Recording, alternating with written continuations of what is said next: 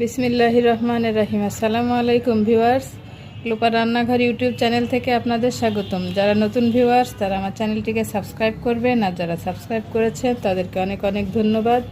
আমার ভিডিওটা ভালো লাগলে একটা লাইক দিবেন, কমেন্টস করবেন, শেয়ার করবেন। তো বন্ধুরা, আমি আজকে মাছ দিয়ে কাবাব বানাবো, তাহলে চলুন এই রেসিপিটা দেখে নিই।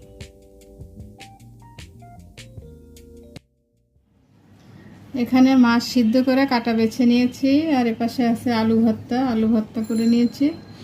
আলু ভর্তা মানে আলু সিদ্ধ করে ম্যাশ করে নিয়েছি। আর এখানে আছে লবণ, বেরেস্তা, শুকনা মরিচ ভাজা, শুকনা ধনিয়ার পাতা, এখানে আছে চাট মশলা, আর এটা হলো ভাজা মশলা। এখন আমি সব মশলাগুলোকে একসঙ্গে মিশিয়ে নিব। তো এখন আমি এগুলো আস্তে আস্তে করে সব মিশিয়ে নিব মাছের সঙ্গে।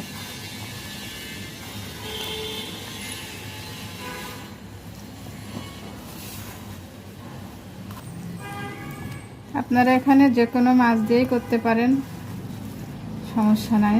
আমি এখানে 2-3 রকম মাছ একসঙ্গে মিক্সচার করে নিয়েছি, যাতে টেস্টটা একটু ভালো হয়।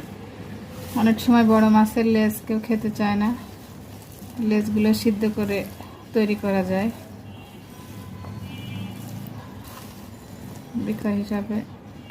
বিকালের নাস্তা হিসাবে এই রেসিপিটা খুব জমে যাবে। আলু, মাছ এবং মশলা দিয়ে আমি খুব সুন্দর করে মেখে নিয়েছি। এখন বাইন্ডিংসের জন্য দেব। এখানে আমি দিয়ে দিয়েছি 1 বড় টেবিল চামচের চাউলের গুঁড়া, আর দিব 1 টেবিল চামচ কর্নফ্লাওয়ার, দিয়ে খুব ভালোভাবে মাখিয়ে নিব।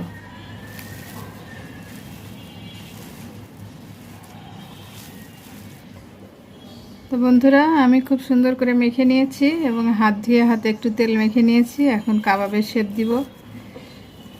এভাবে একটু বড় বড় করেই নিতে হবে। তারপর এভাবে হাতে ঘুরিয়ে ঘুরিয়ে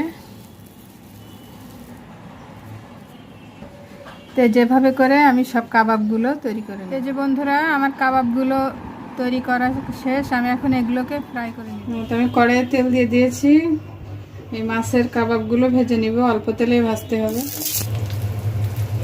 এখন মাছের কাবাবগুলো ফ্রাই করে নিব।